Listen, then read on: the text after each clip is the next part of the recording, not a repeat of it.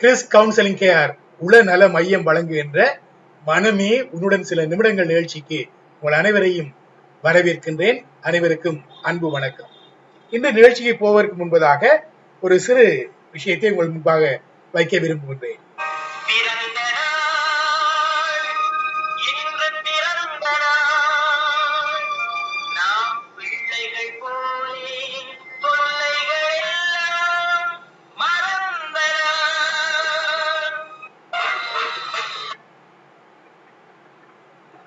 நிகழ்ச்சிக்கு போவதற்கு முன்பதாக இந்த பாடலை நீங்கள் அடிக்கடி கேட்டிருப்பீர்கள். எங்களுடைய சிறு வயதிலே இலங்கை வானொலியிலே பிறந்த நாள் வாழ்த்துக்களுக்காக ஒலிக்கப்பட்ட இந்த பாடலின் முதல் சரணம். இன்று எவருக்குமே கிறிஸ் கவுன்சிலிங் கேருக்கோ இல்லாட்டி எனக்கோ பிறந்த நாள் கிடையாது. ஆனாலும் இன்றைய நாளிலே பிறந்த நாள் கொண்டாடுகின்ற அனைவருக்கும் கிறிஸ் கவுன்சிலிங் கேர் சார்பாக அன்பு வாழ்த்துக்களை நான் தெரிவித்துக் கொள்கின்றேன். அதே போல இந்த வாரத்திலே நேற்றைய தினம் அதற்கு முந்தின தினம் பிறந்த நாள் கொண்டாடிய அனைவருக்கும் என்னுடைய வாழ்த்துக்களை தெரிவித்துக் கொள்கின்றேன். நாளை இந்த வாரம் முழுவதும் பிறந்த நாளை கொண்டாட போகின்ற அனைவருக்கும் வாழ்த்துக்களை மகிழ்ச்சியாக தெரிவித்துக் கொள்ள விரும்புகிறேன். நீங்கள் யோசிக்கலாம், என்னடா திடீரென்று நிகழ்ச்சி அமைப்பாளர் வாழ்த்துக்களை தெரிவித்துக் கொண்டிருக்கார், பிறந்த தின வாழ்த்துக்களை தெரிவித்துக் கொண்டிருக்கார் என்று. இன்று கிறிஸ் கவுன்சிலிங் கேர் உளநல மையம் வழங்குகின்ற மனமே உன்னுடன் சில நிமிடங்கள் நிகழ்ச்சியின் தொனிப்பொருள் பர்த்டே செலிப்ரேஷன், பிறந்த நாள் கொண்டாட்டங்கள். பொதுவாக பிறந்த நாள் கொண்டாட்டங்கள் நம்ம எல்லோருக்கும் பொதுவானவை. சிறு குழந்தைகளுக்கு, முக்கியமாக பிள்ளைகளுக்கு பிறந்த நாள் கொண்டாடுவோம். இது பழமையாக நடைபெறுகின்ற விஷயம். பிறந்த நாள் கொண்டாட்டம் வருகிறது என்று சொன்னால் குழந்தைகளுடைய மனதிலே எவ்வளவு உற்சாகம் இருக்கும். அதாவது அதிலும் முதலாவது பிறந்த தினம் அதன் கொண்டாட்டம் என்று சொன்னால் அவருடைய பெற்றோர்களுக்கும் அந்த குடும்பத்திலே வாழ்கின்ற தாத்தா பாட்டி அனைவருக்கும் மிகவும் உற்சாகமாக இருக்கும். இந்த பிறந்த நாளை எப்படி கொண்டாடுவது, என்ன விதமாக செலிப்ரேட் பண்ணுவது, தங்களுடைய செல்வ குழந்தைக்கு எவ்விதமான பிறந்த நாளை கொண்டாடுவது என்று பலவிதமான உற்சாகமான எண்ணத்துடன் பல ஆயத்தங்களை செய்வார்கள். அந்த பிறந்த நாளிலும் மிகவும் மகிழ்ச்சியுடன் அவை செலிப்ரேட் பண்ணப்படும் என்பது நாம் காணுகின்ற வழக்கம். ஆனால் நான் சந்தித்த என்னுடைய மனதில் பட்ட ஒரு விஷயத்தை உங்களுடன் பகிர்ந்து கொள்ள இருக்கின்றேன். என்னுடைய திரைப்பணியின் ஆரம்பத்திலே நான் ஒரு இடத்துக்கு நான் அனுப்பப்பட்டேன், பணியாற்றுவதற்காக அனுப்பப்பட்ட வேளையிலே அங்கு நான் முதலாக சந்தித்த நிகழ்வானது ஒரு பிறந்த நாள் கொண்டாட்டம். அந்த பிறந்த நாள் கொண்டாட்டத்துக்கு வரும்படியாக அழைப்பு எனக்கு கிடைத்தது. வழக்கமாக பாஸ்டர்மார்னு சொன்னால் பிறந்த நாள் கொண்டாட்டத்துக்கு அழைப்பார்கள், அது சகஜம். அதற்கு அழகான ஒரு அழைப்பிதழும் அச்சிடப்பட்டு கொண்டு வந்து கொடுக்கப்பட்டது. ஒரு இளைஞன் அந்த அழைப்பிதழை கொண்டு வந்து கொடுத்தான். அதை நான் வாங்கி பார்த்தவுடன் எனக்கு அதிர்ச்சியாகவும் ஆச்சரியமாகவும் இருந்தது. அந்த அழைப்பிதழிலே காணப்பட்ட வாசகம் ஒரு வயது முதிர்ந்தவருடைய பிறந்த தினம். ஒரு வயது முதிர்ந்தவருடைய பிறந்த தினம். அவருடைய மகன் அழைப்புதலை அச்சிட்டு எல்லோருக்கும் கொடுத்து கொண்டிருந்தார். இது எனக்கு ஒரு புது விஷயமாக இருந்தது. பொதுவாக நான் சிறு பிள்ளைகள், குழந்தைகளுடைய பிறந்த நாட்கள் தான் சந்தித்திருக்கிறேன். வயது முதிர்ந்தவருடைய பிறந்த தினத்தை சந்திப்பது என்னுடைய வாழ்க்கையில உண்மையை சொல்ல போனால் அதுதான் முதல் அனுபவம், அதுதான் முதல் விஷயம். இதை பார்த்தவுடன் எனக்கு ஆச்சரியமாக இருந்தது. எனக்குள்ளே கொஞ்சம் சிரித்துக் கொண்டேன். என்ன வயது முந்த காலத்திலே பிறந்த நாள் கொண்டாடுகிறார், இது எதற்காக என்றெல்லாம் சிரித்துக் கொண்டேன். இந்த கல்ச்சரல் ஷாக் என்று சொல்லுவார்கள், அதாவது ஆந்த்ரோபாலஜி.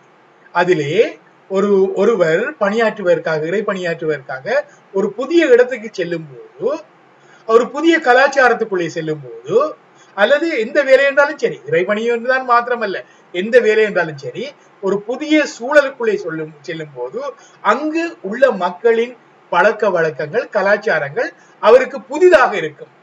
இதுவரை தான் கண்டிராத, பழகாத அந்த கலாச்சார சூழ்நிலைக்குள்ளே அவர் செல்லுகிறார். அங்கு நடத்தப்படுகின்ற விஷயங்கள் பலவை புதிதாக இருக்கும். அது அவருக்கு மனதிலே ஒரு அதிர்ச்சி ஏற்படும், சிலவை ஏற்றுக்கொள்ள முடியாத நிலைமை ஏற்படும். இதை கல்ச்சரல் ஷாக் என்று சொல்லுவார்கள். கலாச்சார அதிர்வு அல்லது கலாச்சார அதிர்ச்சி என்று தமிழிலே சொல்லுவார்கள். அப்படி ஒரு நிலைமைதான் எனக்கு ஏற்பட்டது. இந்த கல்ச்சரல் ஷாக் என்பதை பற்றி நான் பிறகு வருகின்ற ஒரு நிகழ்ச்சியிலே உங்களுடன் பகிர்ந்து கொள்ள இருக்கின்றேன். கல்ச்சரல் ஷாக் ஏற்பட்டது. ஆனாலும் கூட என்னுடைய ஆச்சரியத்தை, என்னுடைய மனதிலே தோன்றிய எண்ணங்களை நான் அடக்கி வைத்துவிட்டு, அதை வெளிக்காட்ட முடியாத சூழ்நிலை அடக்கி வைத்துவிட்டு, அந்த குறிப்பிட்ட தினத்திலே பிறந்த நாளுக்கு நான் அங்கே சென்றேன். அங்கே சென்று அந்த பிறந்த நாள் நிகழ்விலே நான் கலந்து கொண்டேன். அப்பொழுது பிறந்த நாளை கொண்டாடுபவர் அவர் ஏன் இந்த வயதிலே பிறந்த நாளை கொண்டாடுகிறேன் என்று ஒரு விளக்கத்தை அளித்தார். அதுவும் கூட எனக்கு ஆச்சரியமா இருந்தது. ஆனாலும் கூட அவர் அளித்த விளக்கங்கள் என்னுடைய மனதை தொட்டது. அங்கே சுமார் ஒரு 50 பேர் கூடியிருப்பார்கள். வீட்டிற்கு முன்பதாக ஒரு டேபிள் வைத்து கேக் வெட்டி அந்த பிறந்த நாள் கொண்டாடப்பட்டது.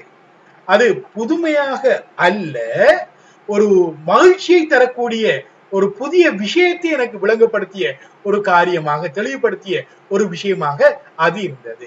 அது என்னவென்றால், பிறந்த நாள் கொண்டாட்டம் அங்கு அது எத்தனை வயதா இருந்தாலும் சரி ஒரு மகிழ்ச்சியை அளிக்கின்றது, அவருடைய குடும்பத்துக்கு மகிழ்ச்சியை அளிக்கின்றது. அப்பொழுதுதான் நான் யோசித்தேன், அந்த பிறந்த நாளை ஆயத்தப்படுத்துவதற்கு அவருடைய பிள்ளைகள் எவ்வளவு பாடுபட்டிருக்கிறார்கள். அந்த குடும்பத்தின் பையன் அழைப்புதலை அச்சிட்டு ஒவ்வொரு இடமாக தானே சென்று பிறந்த நாளுக்கு வரும்படியாக, தந்தையுடைய பிறந்த நாளுக்கு வரும்படியாக அழைப்பை கொடுத்து அங்கே அனைவரையும் அழைத்தது முதல் இப்பொழுது நடக்கின்ற பிறந்தநாள் கொண்டாட்டம் நிகழ்வு வரை ஆச்சரியமான விஷயங்களாக அல்ல, மிகவும் மிகவும் மகிழ்ச்சியான விஷயங்களாக அவை இருந்தன. சுற்றம் சூழ நண்பர்கள், உறவினர்கள் அனைவரும் ஒன்று கூடி அவரை வாழ்த்துகின்ற ஒரு நிகழ்வாக இருந்தது. அது மாத்திரமல்லாமல் அங்கே கொடுக்கப்பட்ட உணவு பண்டங்களும் அனைவருக்கும் அங்கே வழங்கப்பட்டதை நான் பார்த்தேன். ஒரு மகிழ்ச்சியான ஒன்று கூடல், ஒரு மகிழ்ச்சியான ஒன்று கூடலை நான் பார்த்தேன். எந்த விதமான வேறுபாடுகளும் இன்றி உறவினர்கள், நண்பர்கள், தெரிந்தவர்கள், தன்னுடன் பணியாற்றியவர்கள் அனைவரையும் அழைத்து அவர் அங்கே அந்த பிறந்த நாளை கொண்டாடியது எனக்கு மனதிலே ஒரு புதிய உற்சாகத்தையும் ஒரு புதிய மகிழ்ச்சியையும் அது கொடுத்தது.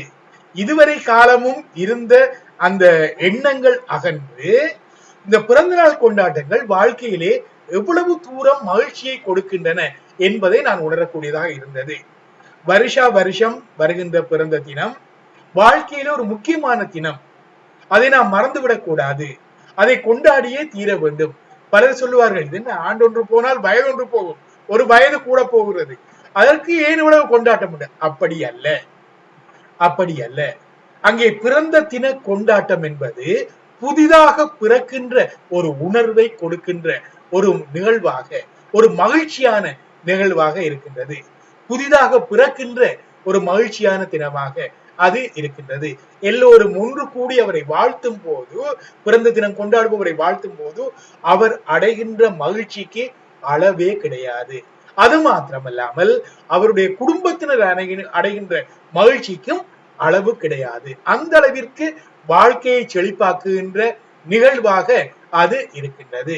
மன அழுத்தம், வருஷம் முழுவதும் மன அழுத்தம், வருஷம் முழுவதும் பிரச்சனைகள், பல அல்லல் தொல்லைகளை அனுபவித்தாலும் அந்த பிறந்த நாள் கொண்டாட்டம் ஒரு புதிய ஒரு ஆரம்பத்தை கொடுக்கின்றது. மனதிலே ஏற்படுகின்ற அழுத்தங்கள், மனக்கவலைகள் எல்லாவற்றையும் மறக்க செய்கிறது என்பதுதான் உண்மை. அதற்காகத்தான் இந்த பாடலை நான் ஒளிபரப்பினேன். பிறந்த நாள், இன்று பிறந்த நாள், நாம் பிள்ளைகள் போலே தொல்லைகள் எல்லாம் மறந்த நாள் என்று பாடுகிறார்கள் பெரிய வளர்ந்த இளைஞர்கள். பாருங்கள் எவ்வளவு அருமையாக அந்த காலத்திலே நமக்கு தரப்பட்டிருக்கிறது.